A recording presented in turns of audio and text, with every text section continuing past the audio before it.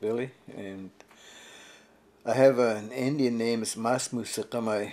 It's named after a chief in Port Hardy, Fort Rupert. You know, it's he was related to my grandfather, and we're all in one. We're the Kwakwee speaking people. It comes right from Bella Bella. It starts really, you know, it starts there, Rivers Inlet, and far as probably Comox, maybe even Qualicum. Yes, some of our people speak the same language as us. You know, that's how far it goes.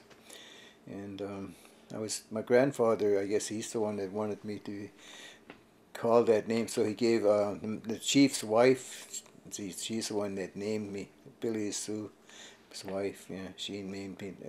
They didn't have a potlatch, but it was just like a mini one. I guess a little celebration in the old days. And I was only about. This is 11 years old. I guess this is after they took away everything from us. You know, and I grew up in a real good place and a really good time. You know, because when I was little, I used to just see the fish splashing out here. And I used to go fishing before I went to school. Get up 3 o'clock in the morning, go out in our little rowboat and catch fish. And, you know, like one time I caught 50 before I went to school. And, you know, and I just left it there and covered it up, cleaned it fast, and I ran all the way to school and came back in the afternoon and I caught another 50. It's hard to believe, but it really happened one time. Yeah. There was so much fish. That one year it was thick, really thick, yeah. My dad asked me. He knew I liked fishing. He said, "I think you're going to be a fisherman." He said, "You don't." He said, "Might as well just." That's when I left school. You know, grade 10. I finished 10, but I tried to go to 11, but I couldn't. I was too interested in fishing. I never kept my mind in school. Yes. Yeah. It was a public school. We had a day school here in the village when we were little, but we went to a school in Harriet Bay, in the Cove. You know, it was just an ordinary. Then we went to high school in Campbell River. Yeah, yeah. Leakwala.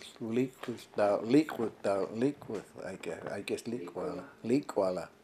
Yeah, yeah. That was before English even happened. Yeah, it was my grandparents. That's all they spoke. That's how come I learned how to speak. You know, when I was young, very young. But when I got to school, I got strapped for speaking it. So it drove it right out of me. And I blame myself. I should have just I should have I could understand it perfectly, and I could.